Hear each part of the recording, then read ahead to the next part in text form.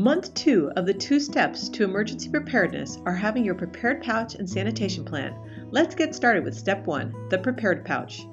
Hi, I'm Ms. Rebecca Newbern of the Richmond Rivets, and our organization has come up with a program called 2 Steps a Month to Emergency Preparedness. And this program will help you in just 2 easy steps a month get prepared for an emergency. And the great thing about this project is that you can easily organize your community as well. So month 2 is the prepared pouch and the sanitation plan. Yeah, I know it sounds gross, but we're going to be talking about human waste and how to deal with it should the toilets go out. So let's start with the preparedness pouch first. This thing here is my total favorite. I love this. It is a quart-sized bag that can fit in a purse. I have a second one that's in my computer bag, so no matter where I go, 24/7, I have like enough to kind of get me to a larger kit or to a shelter should an emergency happen. So all this information is downloadable on our website, but I'm going to go through the pouch so you can see what's in it and how you might use it. So first off is an emergency blanket. Keeps you warm, keeps you dry, keeps you visible. Awesome. And if you buy them in bulk, which you might want to do with if you organize around a community, or for example at our school we're buying them together, you can get them really cheap, or even like buy a bunch and give them away as gifts to get your family and your friends more prepared. Next thing is a bandana. So I just made this one, and it's great because if you wet it down, it can serve as an emergency dust mask. You know, it can be hot and sweaty. You can use it, kind of sanitation. Also, you could use it as an emergency bandage. So it's got extra functions there. Also 6 feet of string. I just had ribbon around my house, so that's what I used. It has, once again, multiple functions that you could use. One, you can cordon off an area if something's dangerous. You could use it as an emergency leash for a pet, or also if you needed to kind of keep a kid in tow, you could do that. So just kind of something to kind of fix things if need be, or hey, put it in your hair, look great. Food, a little energy bar. I'd be miserable if I didn't have food and I had was stuck in San Francisco and had to walk back to the East Bay. So a little bit of munchies would be helpful. I wanted to stick chocolate in, but I think it might melt, so trying to find a plan B on that one. Flashlight. Let's see, Sharpie or permanent marker. So a couple of strategies. You can write your name and your driver's license. So should you get injured, or just whatever, then the police or whatever, or an emergency rescue person could, find out who you are and then, get contact. Or you could even write like your name and an out-of-state contact number. Kind of gross, but important to know is after Hurricane Katrina, children that were marked were less likely to be attacked by sexual predators. So yucky, but just important thing to know. Another thing in here that I really like is this cue card. You can download this from this great organization. And the website is cardcanhelp.org. We'll also have a link on our website.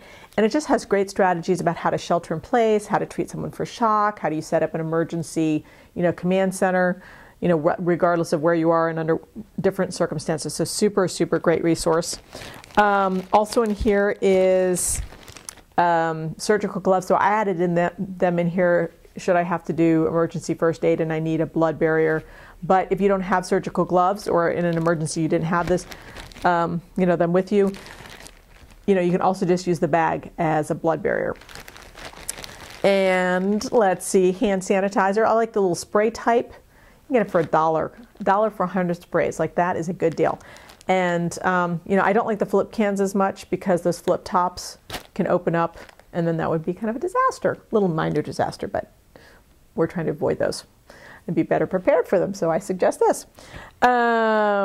Let's see, and tissue paper, which can be used as toilet paper, which brings us to step 2 of month 2. The sanitation plan. Okay, here we go. So once again, in an emergency, I hate to say it, but toilets may not work. And you do not want to use your toilet if it doesn't work, because that would be yucky. Okay, so a lot of organizations recommend having a 5-gallon bucket. We're actually recommending 2 5-gallon buckets. And you're probably going like, why would I need 2? Well, let me tell you why. The first is for urine, or some families call pee. So we're recommending 1 bucket just for urine because, first off, urine, not all fluid, not all things that come out of the body are the same. Urine is what is pretty much disease-free. It doesn't have a lot of pathogens. There's only like 3 pathogens or disease-causing things that can live inside the body in urine. One of them is leprosy, and the other one is schistosomiasis, which are pretty much tropical diseases, so they don't really exist a lot in here. And the second thing is, even if they did exist in our body, they don't live outside of the body for very long. So keeping your urine separate and the toilet paper for the urine in 1 container is fine. And then digging a hole and burying it, you can dig like a 12-inch hole, bury it, put an inch of, dirt on top, and just keep doing that. Because you don't want to necessarily keep it exposed to the air, but you do want to it's not a big health issue compared to bucket number 2, which is for feces or poop, and also menstrual blood.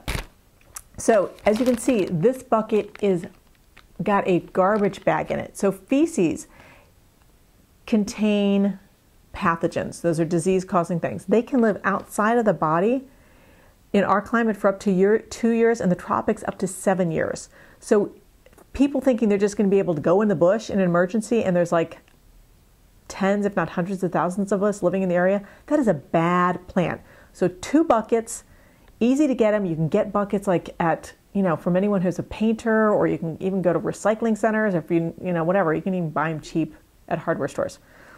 Bucket 2, feces. Line it, because it would be disgusting to have to empty this.